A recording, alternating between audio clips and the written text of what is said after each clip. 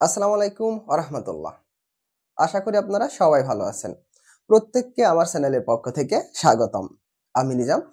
আজকের ক্লাসে থাকবে ৭ম শ্রেণীর গণিত বইয়ের ১ম অধ্যায়। অধ্যায়টি হলো মূলদ ও অমূলদ সংখ্যা। এই পর্বে আমরা অনুশীলনী ১ এর ৬ নং প্রশ্নের সমাধান করব। ৬ নং প্রশ্নটি হলো ৫৬০৫ এর সাথে কোন ক্ষুদ্রতম সংখ্যা যোগ করলে যোগফল একটি পূর্ণবর্গ সংখ্যা হবে? এই প্রশ্নটা অত্যন্ত ইম্পর্ট্যান্ট, খুব গুরুত্বপূর্ণ একটা প্রশ্ন। আমরা অঙ্কটি এখন সমাধান করব। আপনারা পুরো অঙ্কটি দেখবেন এবং বোঝার চেষ্টা করবেন, ঠিক আছে? ৫৬০৫, ঠিক আছে? এবার এই সংখ্যাটিকে আমরা ভাগের সাহায্যে বর্গমূল নির্ণয় করি। আমরা সংখ্যাটি লিখি ৫৬০৫, ঠিক আছে? এই সংখ্যাটিকে ডান দিক থেকে জোড়া তৈরি করি, যেমন ০৫ ৫৬, এখানে ২ জোড়া হলো। এবার আমরা ডান দিকে ভাগের মতো একটা চিহ্ন দিই। এবার এখানে আমরা এমন একটা সংখ্যা লিখব যে সংখ্যাটিকে বর্গ করলে ৫৬ এর সমান অথবা ৫৬ থেকে ছোট হবে, ঠিক আছে? তাহলে আমরা এখানে দেখি যে ৫ এর বর্গ করলে ৫ ৫ এ ২৫, ৬ এর বর্গ করলে ৬ ৬ ৩৬, ৭ এর বর্গ ৭ ৭ এ ৪৯, ৮ এর বর্গ ৮ ৮ এ ৬৪। তাহলে আমাদের আছে ৫৬, তার মানে এখানে ৮ নেওয়া যাবে না। তাহলে আমরা কত নেব? এখানে ৭ নেই, ঠিক আছে? তাহলে ৭ এর বর্গ কত বলছি? ৭ ৭ এ ৪৯। আমরা এখানে লিখব ৪৯, ঠিক আছে? এবার এখানে বিয়োগ করি, তাহলে আর কত থাকে? ৭। আমরা কোনো ভাগের ক্ষেত্রে একটা সংখ্যা নিচে লিখি। এবার আমরা এই এক জোড়া সংখ্যাকে এখানে লিখব, যেমন ০৫। এবার বাম দিকে ভাগের মতো একটা চিহ্ন দিই, ঠিক আছে? এবার এখানে আছে কত? ৭। আমরা এখানে ৭ এর ডাবল লিখব, ৭ এর ডাবল ১৪। অর্থাৎ এখানে যেই সংখ্যাই থাকবে ওই সংখ্যাটির দ্বিগুণ আমরা এখানে লিখব। এখানে যদি ৫ থাকে এখানে লিখব ৫ দুগুণে ১০। এখানে যদি ৮ থাকে এখানে লিখব কত? ১৬। বুঝতে পারছেন? এবার এখানে আমরা এমন একটা সংখ্যা লিখব, ওই সংখ্যাটা এখানেও লিখব। আমি আবার বলছি, এবার এখানে আমরা একটা সংখ্যা লিখব, এখানেও সেম একই সংখ্যাটা লিখব।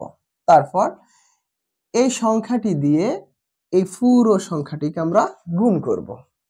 ওই গুণফল যেন এই সংখ্যাটির সমান অথবা এই সংখ্যাটি থেকে ছোট হয়, ঠিক আছে?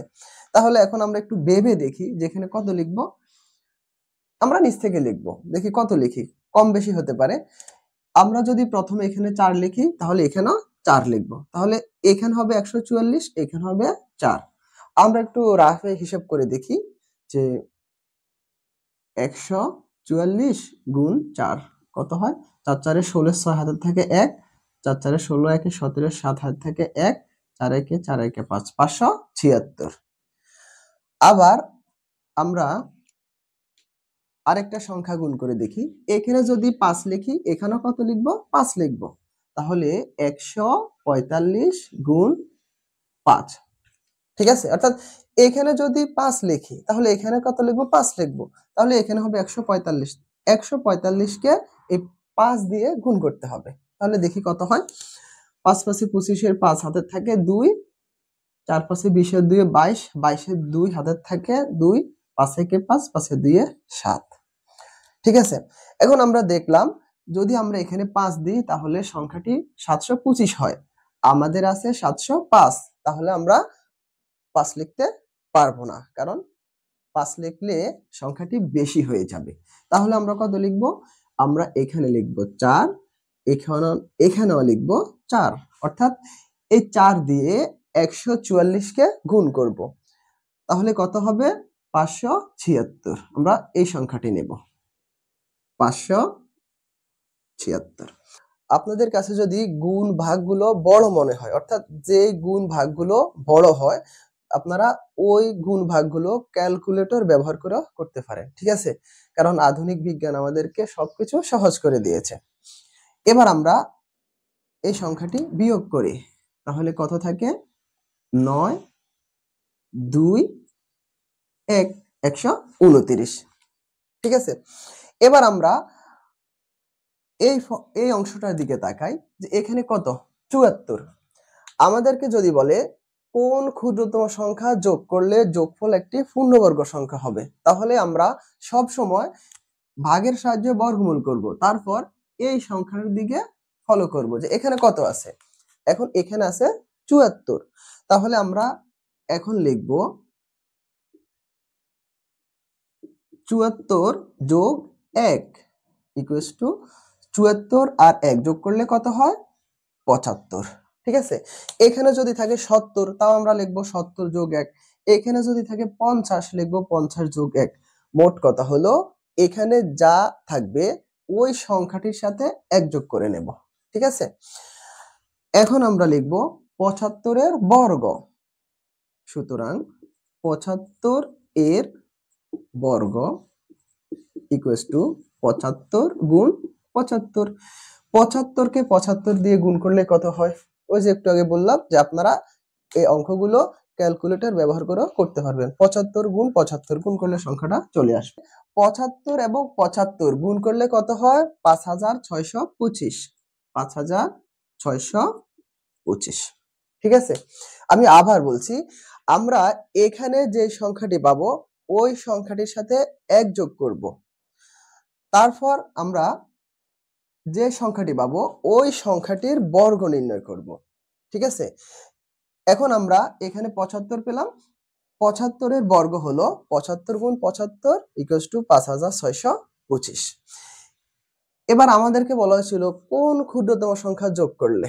এখন আমরা এই যে বর্গ সংখ্যা, এই বর্গ সংখ্যা থেকে আমাদের মূল সংখ্যাটি বিয়োগ করব, তাহলে আমরা ক্ষুদ্রতম সংখ্যাটি পেয়ে যাব। সুতরাং ক্ষুদ্রতম সংখ্যা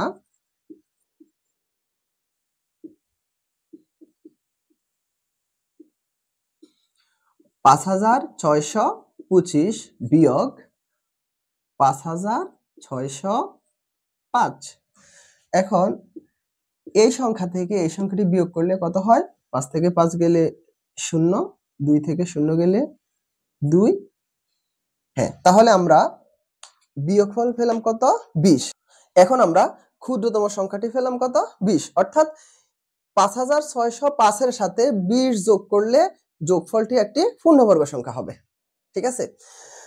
তাহলে আমরা এই 6 নং প্রশ্নের সমাধান পেয়ে গেলাম।